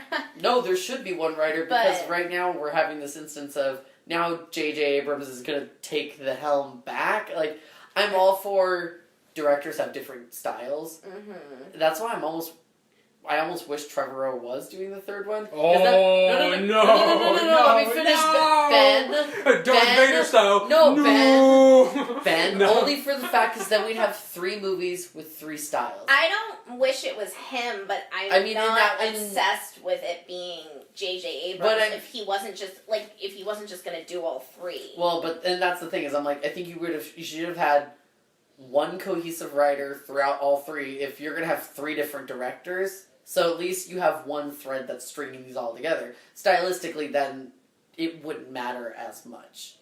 Yeah. But now that we're going to have, like, it's going to be like A, B, A, and then A, B, C for your writers, it's not going to translate well, and it's going to be messy no matter what you do, and So that's why, not Trevorrow, but maybe just a different director, because at least then that's I'd a have fair 3 point. movies with 3 different styles, and that's fine.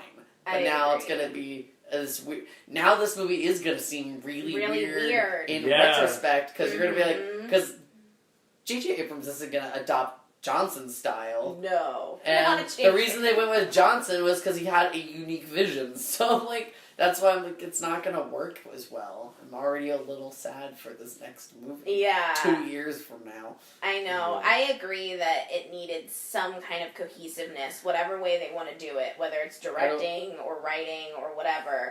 They needed something. That's what you do. I mean, and that's why things like The Hunger Games start great, but fizzle. You need one piece of connective tissue, and that's what makes the last 3 Harry Potter films really good, is they're like, alright, this director's solid enough, he says he'll commit to, 7 years of his life to do this movie, we're gonna do that. Like, and then I think the last 2 movies had the same writer. Yeah. All of them had the same writer except the 5th one, actually. Except for the 5th one? That would explain a lot of shit. I know. Yeah, right? But because of that, I mean, that's a great example of why that series works, is even though you had all the different directors, you had the same writer playing all the way through, and then those last 3, the 3 that really count, was the same director. So tonally for the last 3, 4 or 5 years, everything felt right. Yeah. I mean, my brain has a hard time connecting Star Wars with Harry Potter. But in a way, I mean, even with, the changes in director in Harry Potter, Ron, Hermione, and Harry are such, strong characters. And Absolutely. all of the surrounding characters are so strong. Dumbledore, Hagrid. These characters, you feel their journey throughout the entire book. The way Harry Potter fans are devastated about, the deaths in that series, I am not going to feel in this trilogy. They don't have a Harry, Ron, Hermione. They have a Ray that they're not trusting enough to give more of this movie. They have a Finn and a Poe that are disjointed and have these weird storylines. I'm not, I really, really, really would not have cared if Rose died. Especially if they're giving her plot romance with Finn. That's just annoying. I would have been okay with the plot romance with Finn if it had been there. I would have been okay with a Finn romance if it was with Poe, but I mean. Yeah. Oh man, if they doubled down on that, that would never happen. I'm never going to see a gay Star Wars love story. I mean, look, we had Star Trek take 60 years before we're just like, hey, wasn't it funny that George Takei played Sulu and now he's gay? What if we made Sulu gay? Yeah, and George Takei was against making Sulu. Yeah, well, I heard his reasoning, but I was also like, really? Yeah, no. I was like, I understand, but really? So I'm like, I had to wait that long, and Star Trek, let's face it, is not... Is it as big as Star Wars? Which would you say is bigger? I think Star Wars is bigger, more mainstream. Yeah. I think Star Trek, the fans are maybe a little... I think Star Trek fans are a little more crazy than Star Wars. I think so. So I think mainstream is the right word for it. Is because this is so mainstream, I'm going to have to wait twice as long. For a throwaway gay couple. Star Trek fans are so hardcore that after Into Darkness came out, some of them were saying, they got so mad, they were saying it was the worst Star Trek film ever. And it's like, I'm sorry, did you not see The Final Frontier? Did you not see Shatner searching for God? I mean, it's like, no, but I get it. I admire the passion. I mean, I'm that way. Passion is what makes these fandoms and these series what they are. I mean, let's face it, if this was, I mean, how many people do you see clamoring for the next Julie Delpy, Ethan Hawke before Sunrise trilogy or After Sunset, whatever those are. The fact that I don't even know their titles is, I'm like, there's no rabid fan group for that trilogy. Let's look at I don't know though. I mean, certainly it's not the cultural phenomenon that Star Wars is, and I have to admit I'm kind of an agnostic when it comes to those before movies, but I mean they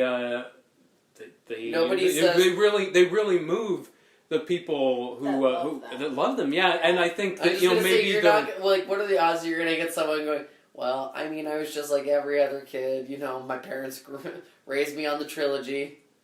the Before Sunset trilogy. But that's not. I know those characters backwards and forwards. But that's not what that series is aimed at. I mean, it's like I think it's different goals. I think the Before trilogy has actually like reached more people than Linklater ever dared hope. I don't think he ever imagined it ever hitting that many people. I don't think he ever imagined making it a trilogy. I mean, it's no, but I kind of like that he did. I Which like it again too. comes from organic writing and filming. But yes, you're absolutely right. Yeah. But you know what?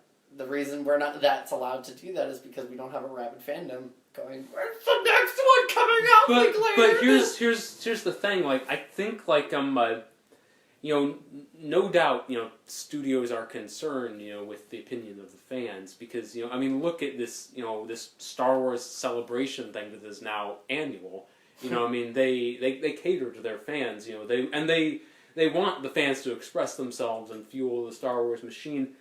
But the thing is, like I don't think hardcore Star Wars fans make up most of the audience. I think the majority of the audience is like casual moviegoers who remember Han, Luke, and Leia. I mean, just as most people who went to see the Avengers, they don't read Marvel comics religiously. So I think it's kind of like why you have fan backlash against the Last Jedi. But I don't think Lucasfilm, can hear that over the $220 million opening weekend. Yeah. I mean... Well, and there's a whole generation of people that this is their first foray into Star Wars. There is a generation of people that because their parents never had them watch it or whatever, that their first Star Wars movie was The Force Awakens. And that's kind of what I think Disney's going to cater to the most. I think so. The younger kids who are going to buy all this stuff, because Star Wars fans, I mean, who cosplay and all that, they're not buying a Target lightsaber. No. it's very different. So they are catering to the younger fans who this is their first experience with Star Wars, or maybe they saw the original a few times. And they go to Target and buy the Halloween costumes and buy the toys and buy all those things. Which is such a shame because look at you now, looking back on the Star Wars, and you're like, look at all these connections I can make. These kids are going to grow up with, I had all the toys, but really the show and the movie is so shallow. It is, I don't want to, I don't know, I agree with you. It's hard because as a kid, Darth Vader was my first villain in a way.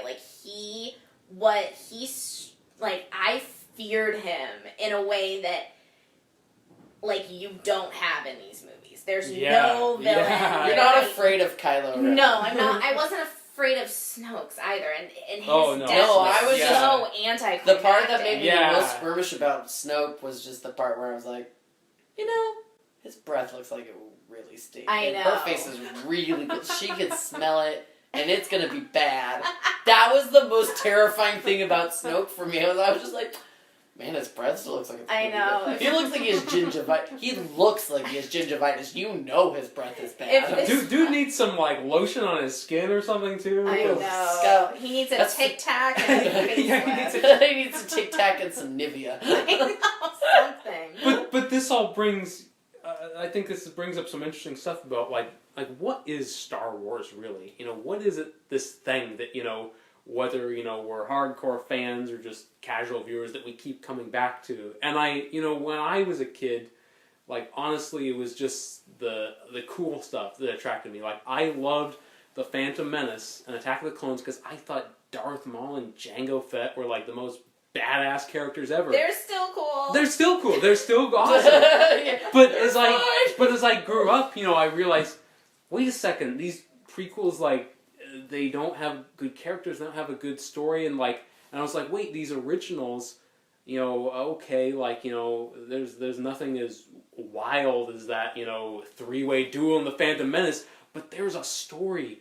There's a reason to care about these people. There's a reason to care about Luke on this journey, and for me, everybody always says, Star Wars is so much more than the Skywalker saga. I have to disagree. For me, it is the Skywalker saga. For me, it's, at its core, the story of, the kid who's, living on a farm. He looks up at the sunset, has big dreams. I want adventure, he's thinking.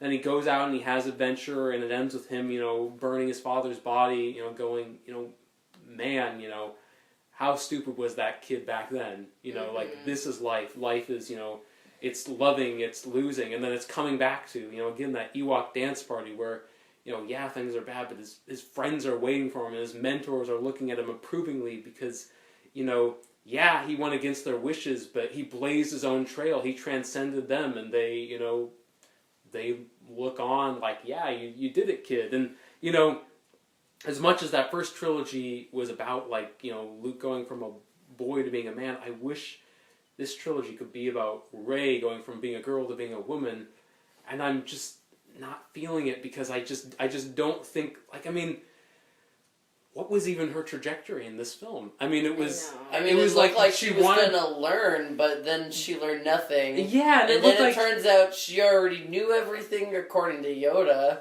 And then it's that's like... what he says. He goes, and that, but it even... Oh, also, the books. The books are still around. Did you guys notice that in the ship? No, they got the books. Boyega was changing, he opens up a drawer and he's like taking something out of it, and in the drawer are the books. The Jedi? Yeah, the handbooks. That's got to be a plot hole then, because there's no. I mean, how would they have gotten them out of the fire? Why Maybe would they Yoda... weren't in there when it caught fire in the first place. There you go. I mean, that was the one, but that was the thing that Yoda said. Is he goes, she already knows everything that's in those books. Which made me go, wait, so does she need training? Doesn't she need training? What's going on? I would have liked to see her train just to bring some introspection. Yeah. And, you know, I mean, we saw her wield a sword. Solo style. I think that we allow women to be heroes, and we allow women to be positive and the image of light. Because I love Wonder Woman. Like, Gal Gadot is just everything. Like, I love Patty Jenkins' Wonder Woman. That being said, I don't, like, I love her because she's necessary. I don't necessarily relate to her. Like, I relate to darker characters, more complex characters, more, like, edgy, sarcastic, mean characters. And she's kind of this pillar of light and good. And I feel like with Rey, we're allowed to see her as this pillar of light and good. We're allowed to see her in innocence, but we won't add the darkness that we add Luke. Like, we're allowed to give... That's a good point. We give dimension to male characters. We let them be complex and flawed and like, different. But with Rey, it's like, we have to keep her just this, like, light, like... Or just impossibly cool. Yeah, or impossibly cool. We don't allow her to go on that journey, because the whole point of this is that, like, Luke doesn't understand that failure is what it helps make him good.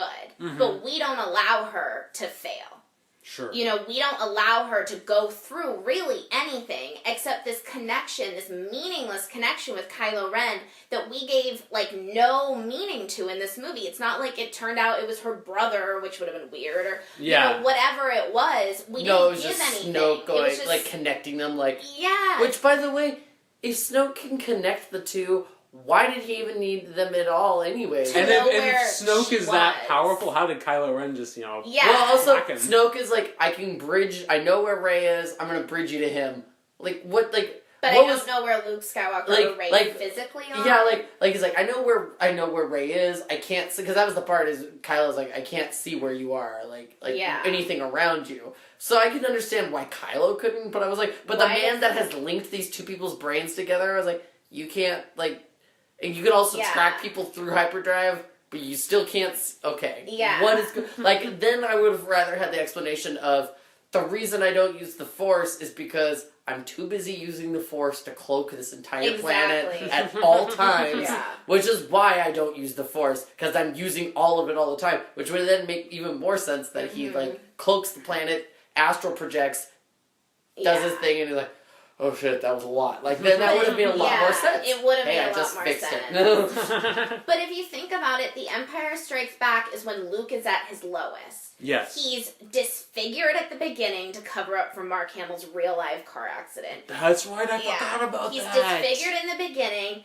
Bad things happen to him. Han is, like, cutting things open and sticking them in. What are those creatures called? Tauntauns. Tauntauns, yeah. And I thought they smelled bad on the outside. Yeah, like, it's gritty, it's gross. He goes through, like, horrible things. He's hanging there, missing an arm, finding out that the most evil man in the universe is, like, his dad. Yeah. We don't give that to Rey. Yeah. We don't give any even ounce of that to Rey. Women in our society, if they're powerful in these movies this year especially, that means they're perfect. They're perfection. There's not these lows and these darkness. She has to be this light, and even... And Go watch Colossal. I know. That's God! I just got from the library. I'm about to watch it. Oh my gosh, I'm hearing you talking, I'm like... And I was like, in my mind, I was like, good job, Colossal. It's on Hulu, though. It's on so Hulu, I know. It. Oh. But even in that, when she goes in that pit, like, Luke is, like... That scene terrified me as a kid. So you're talking about how you loved the prequels. My dad had the VHS unremastered, which is what I currently own. The unremastered VHS Star Wars that we would watch weekly. Like, I would watch this all the time with my dad. And you have to understand, like, it was the 90s. Like, heroin chic was in. Like, I didn't have a lot of heroes to look up to, and I really loved these guys. And Princess Leia and Han Solo. And so it's like that scene when Luke is like being introduced to the dark side for the first time and seeing the power of the dark side, and he's seeing Vader through the trees and the swamp. Like, that is like such an important scene, and I was waiting for that meaning in that cave. Yeah. Yeah. And it just fell flat. It's like, even in the there darkest was no meaning part, in the cave. She's in the darkest, like, hypothetically, this island is the lightest and the darkest in the world. It's representing the Both lightest sides. of the light side and the darkest of the dark side in this pit of hole. Well, actually, the pit hole made a lot of sense to me, because I was like, looking at this island, I was like, this is supposed to be the light? I was like, it's just kind of like, I mean, it's beautiful, don't get me wrong. I would not shake a stick at a camping trip on that island. But I was like, oh, this is, I'm like, this is the ultimate light. He goes, and that is the ultimate dark. I was like, well, that looks like way sinister than this light island. But then we hop in and like, oh, it's just like another part of the island. It's barnacles and a glass wall. Yeah, it didn't make sense. Yeah, and then... Well, I think the darkness is supposed to be that wall. I know, that but she peered into. You fear, when you first see Darth Vader and Luke, there's fear there. There's actual emotion. With her, I was like, they wouldn't allow it to be dark enough for it to be scary or nerve-wracking. Well, it was like, yeah. it was like they didn't tempt her enough. It was Alice in Wonderland-y. Like, I'm gonna look through this looking glass. Like, it was much more fantastical than, like, genuine emotion of, like, I wanna know. And I didn't feel that urgency. And the snapping, the theater was laughed during that part. No, they did not like it. No, see, I was just like, I thought the snap part was cool. Again. I mean, oh no, only to the concept that the end, like, it's like, it seems like she goes on forever, but it's actually somehow cyclical. Like, that was the only way I could figure that out, was the snap was involved, was she's like, well, if I snap, I'm hearing it go forward, but it's coming back to me here. Like that idea, like, that was the only reason, like, oh, that was clever. Like, that was the only way we were ever going to get that concept across. But it's like, the fact that she sees herself and what Kylo Ren says, does that literally mean... Is that it? That she just doesn't have important parents? Like, she's not Obi-Wan Kenobi's, like, grandchild or something? Like, does that literally just mean that it's from within herself? Because if it's within herself, she should be so much cooler and given so much more. Yes, if she's this incredible amount of power... I didn't see that. I didn't see the raw power you see when you see Luke for the first time trying to lift and even though he fails, he tries. And you didn't see any of those raw powers except she moves some rocks. Well, you know, I mean, a lot of rocks. I was honestly like, oh really? I was like, no, I completely agree with the fact that, like, you're right, she's a really cool character, and I'm so happy that we have a female lead. She was the female lead for the last one. This one kind of felt like scattered pieces. I know. But I was like, I think that's so great and so important, but you're so right with the fact that it's like they're just allowing her to coast on the fact that she is a woman. Mm-hmm. Like she is cool, she's powerful, and she's a woman, but there's no other depth to it other than you know that she's a powerful woman, and you don't see her struggle. Mm-hmm. Her only real temptation to go to the dark side is to find out who her parents are, and when she goes, they didn't have the answer, which, by the way, what does that even mean? Like, so the dark side's like, we have the answer. The answer's within you. They're nobody. We don't know who they are. Well, I'm sorry. I guess we're not selling this quite right. Come back. Oh, darn. She's like, why would I go to the dark side? They don't have any answers. Might as well just stick with the good team if I'm just gonna not have answers. Yeah. Like, so you're right. Like, that's a really good point. Is like, there's no struggle. That is a problem. It's great that we have a female lead, but we also need to treat that female lead like you would any other male lead, which is give them something to struggle against, work towards. It's like almost like they treat her like she's too fragile. Well, think about like The Force Awakens versus this film. Like, I think one of the best parts of The Force Awakens is when at the end of that duel, I think Rey looks like she's ready to kill Kylo Ren. You know, I think if that, you know, in the forest? In the forest, yeah. I think if that canyon hadn't conveniently, you know, appeared at that moment. And saved his useless butt. Yeah, I think she would have, you know, struck him down in anger. So I thought, you know, oh, they're setting up like she is going to struggle with the lure of the dark side. And then instead in this one, it's like all it takes is a couple, like, you know, mystical Skype sessions before she's like, yeah, Kylo Ren killed the guy I looked up to as a father, but, you know, I think there's good in him, you know? Yeah. And it's like, which I think speaks to what you said, is like, they're kind of putting her up on a pedestal. Mm-hmm. She has to be perfect. She has to be angelic, and it's unfair to her. Yeah, she can't, they're not giving her any opportunity to show the struggle. Like, she like Luke says, like, I've only ever seen somebody go to the dark side once before, and it didn't terrify me enough then, but it terrifies me now. Did it, though? Like, then they just kept hanging out on this island. Like, yeah. Like, if she was really that close to the dark side, which we didn't really see that much. Oh, I thought he just meant that powerful. Like, no, like that she like saw the dark side in the cave and it was like went right towards it. You went straight to the dark. Yeah, and that's what was like appalling to him. But I never actually felt like at any point she was at risk of becoming dark, and that's the problem. No, never. Yeah, I never was like she might go with Kylo Ren. She might do this. She might, because it never showed any sort of that. And actually, now that we're talking about it, the fact that she went to the dark side and they don't have the answer to the one question that she has, it actually gives more merit to the fact that when Kylo Ren reaches out his hand to go, there's no dark side, because the dark side sucks. The light side sucks. Let's just be powerful. Like, maybe that's what gives her that pause, that, like, maybe I should. Like there's no answers on either side. What's the point of all of this? Might as well just look out for, you know, person number one. And I do think that maybe that's the emphasis that we are trying to bring, is that maybe there are people who don't want to view it as a dark or a light. Maybe, and which has always been, isn't that the saying, there is no pure evil, there's no true good, there's just this weird middle ground. Yeah. And so which I think would be a great idea to set up, and maybe they just do it clumsily. I feel that the original trilogy like did that exact idea, but better. Because you had like characters constantly struggling with light and the dark. Yeah, Lando. Yeah, I mean Vader himself. You have a crush on Lando. Lando is. Watch out, Lando Calrissian. Lando is everything. I mean, his hand is forced. You know, he just looks out for himself, and then when it comes down to it, he's like, you know what?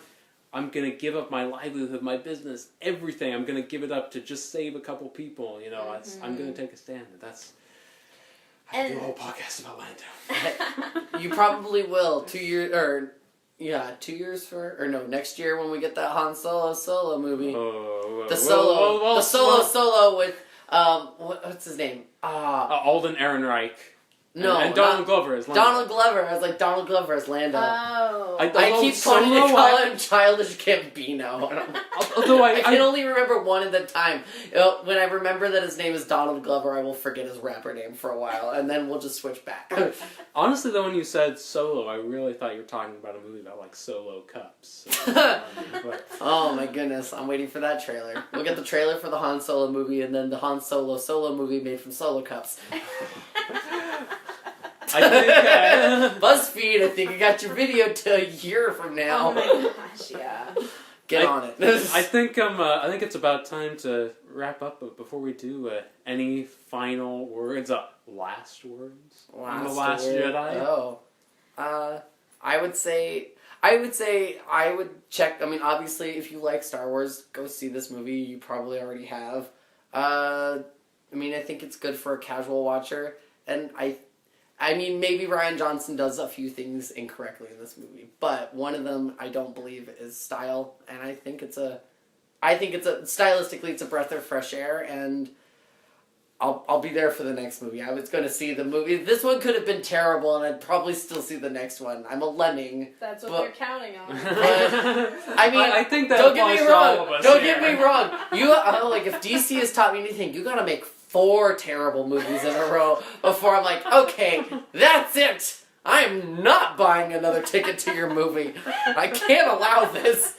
So they got like 2 more. They still got like 3 more bad movies to make before I'm like. DC does? No. Oh, Star Wars.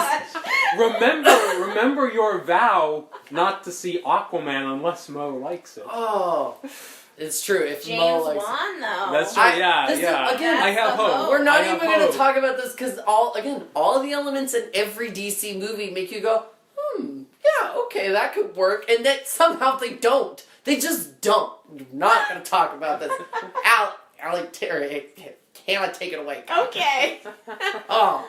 I obviously had some issues with this movie. I think that more than anything, I view Star Wars as a story about ordinary people kind of finding what they can give to the universe in a way that works for them. And I feel like in this movie, I didn't get to know these characters. So I'm just kind of left with this film of like funny parts, some cool fight scenes, some cool like action parts, and missing kind of that humanness that, I mean, Darth Vader's humanity was so important, and to have such a lack of humanity, I feel like, in this movie just crushed me. So, as a Star Wars fan, I will see the next one. And you'll still be there. The opening weekend, I'm sure.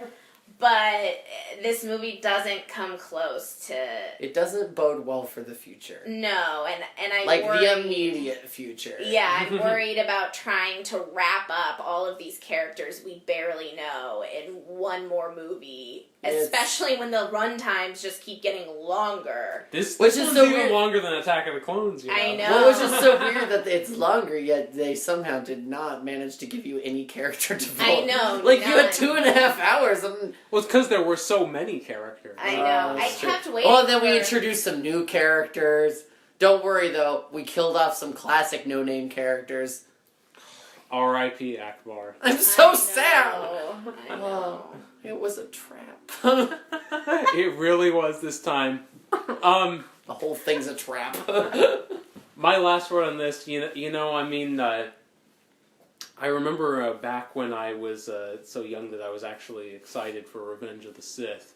I read a review that said, "The magic died a long time ago. Episode 3 is just a death twitch." And it's harsh, but I kind of think it's true, and I feel like, I love this world. I'm always excited to see the Millennium Falcon on the big screen, or to see C-3PO or Chewie. I mean, I love these characters with all my heart, but I mean, I have to say, I mean, at this point, Star Wars is dead to me. Like this. Whoa! I mean, I feel it, but that was a statement. I know it's some heavy shit. Dead but, to you. But I don't mean the good parts, but I just mean, to me, like, hope for. Yeah, like I feel like, to me, like, Star Wars is A New Hope, The Empire Strikes Back, and Return of the Jedi, and some of the really weird Marvel comics from the 70s and 80s, including the one with the talking green rabbit, because that was awesome. That's my Star Wars, and everything else, I'll show up out of love, but I can't have the same faith, because I can't, I can't be that kid again, believing each one's going to be the best thing ever. I don't think it'll ever come close to New Hope, Empire, and Jedi. But I want to end on a more positive note, and this actually is not even about Star Wars. I was when we were doing our other podcast about this with Mo and Patrick. I was saying to them that, it's actually been 4 years now since T.H.O. Movie Reviews got started. Oh. Yay! Yes. Congratulations! Thank you. We did it. We did I feel it. so old. I just got here, so Lucky I you. feel Are young. you young again? Huh. And I mean, I did it a little bit, on my own before I started, begging for company. But I asked other people to come join this thing because, as great as movies are, it's they're not, the magic isn't the same if you're basking in it alone. And I couldn't ask for better people, for better reviewers, for better friends to go on this journey with. So as we end up this year, I want to say thank you to both of you. You've made it that much more special. So Thanks for being the Captain America in this group. you're welcome. So it's a title I usually don't like to give up myself. But I don't know. I could be like, which one can I be? Am I the Iron Man? You could be Captain America. I'm more of a Spidey guy, as you well know. So That's true. You can take Cap. I do not Yes. All right. We'll let you be whoever you want. You don't have to be Black Widow. I will not. I will not. But thank you for having us. And anytime we get the chance to disagree, I enjoy it greatly. I love it. I wouldn't want to disagree with anyone else. At least when I disagree with you, you're making good points. And you're making good points. I like that we can see each other's side and still be on opposite sides. Yes. You see, no matter how much war there is between the stars of T.H.O. Oh, this boy. is a modified YT Carillion freighter of love, and it's going to hyperspace. Oh God. You just kept going. You need to end this one like yesterday. We brought in superheroes and whatever that was. I think that's my cue to say thank you all for listening to this podcast. If you like this podcast, and for Chewy's sake, why wouldn't you? Please click thumbs up, subscribe to our YouTube channel. Don't forget to like us on Facebook, follow us on Twitter at THO Movie Reviews. Be sure to check out all the great reviews and content we have at thomoviereviews.wordpress.com. Yes, Mo, I got it right if you're listening to this. And once again, I'm your host, Bennett Campbell Ferguson. I'm here with Hanna McGrath-Perdue. I'm here with Maxwell Meyers, and from all of us here at THO Movie Reviews, happy movie watching.